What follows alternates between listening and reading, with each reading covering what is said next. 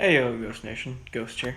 Kind of wanted to talk about something that I haven't done yet, which is a video game review. I know I did this on my past channel. I haven't done it on this channel yet. And the video game that I am actually going to be talking about is one game that I just finished in April, towards the end. And I'm trying to find that game right now. It is Mad Max. So, first thing that I want to get off is, for those of you that want to watch me finish Mad Max, as in the alternate storyline events and stuff like that, I'm not going to be doing that on my channel. I'm not going to try to 100% this. I want to do it on my own for that. But the next part comes in of I'm going to be doing more live streams still. But let's get down to the actual basis of what this video is about.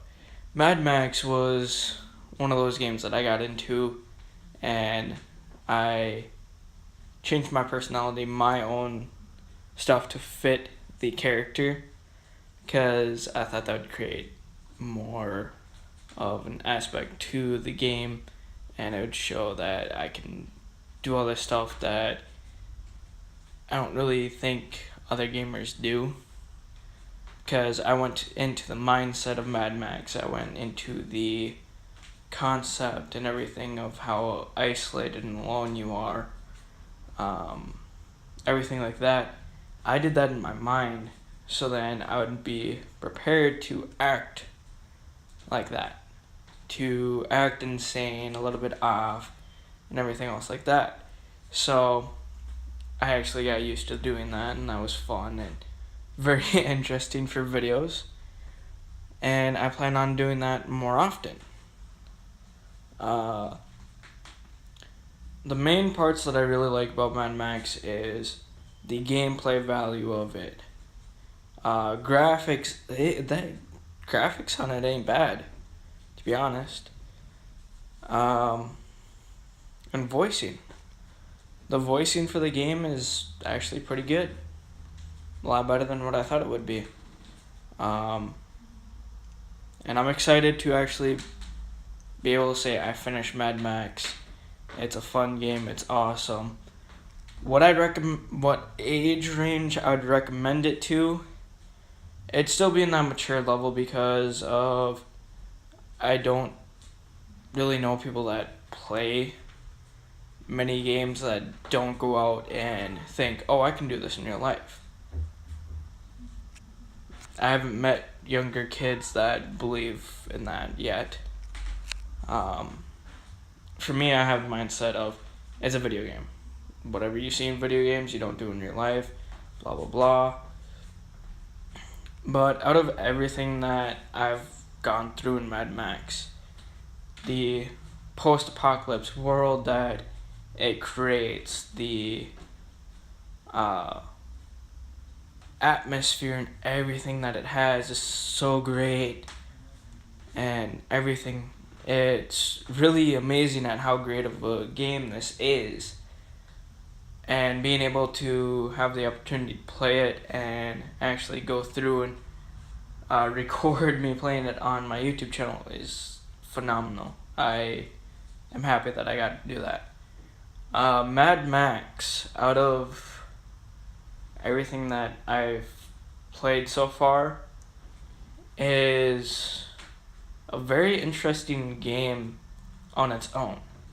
Now, if you compare it to some of the other games that I've played, it needs minor work, minor details, but overall it's pretty good. And it's actually really cool. It's amazing.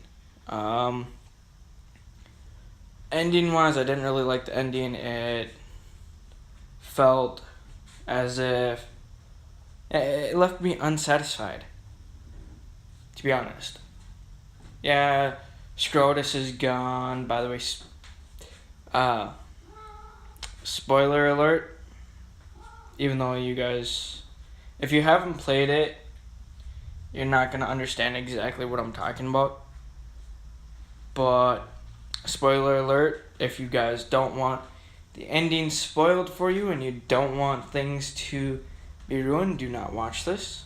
I'm also going to put a spoiler alert in the beginning. But this game actually created very good atmosphere from the beginning. When Scrotus gets the chainsaw into his head, that was an interesting part. To see that come full circle at the very end of Scrotus having the chainsaw in his head, still living and everything, and yet you pull that out and he's still going, it blows my mind.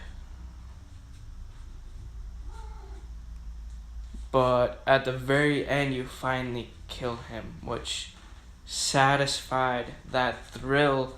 But it's like, what else is there? There's nothing else in this game besides the races and collecting all the scrap and the historical relics. That concept of that need to just destroy everything because this one person's still out there is completely gone.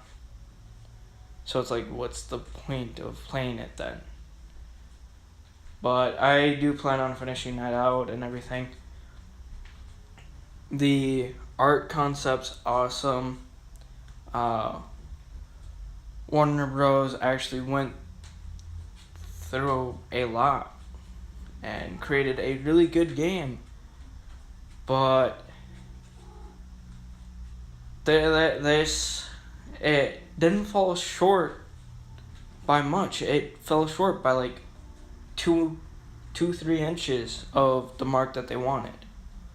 And the reason being is they released it, I would say they released it a little bit too early. They could have done details, they could have made it look and presented better.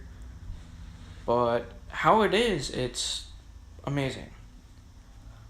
One of my favorite things out of it would be you building up the cars.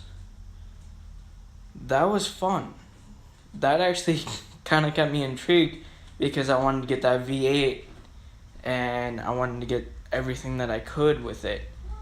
But if you go through the game and you basically do everything before you absolutely need to, you'll have more scrap than what you actually need by the end, which I find interesting and kind of funny.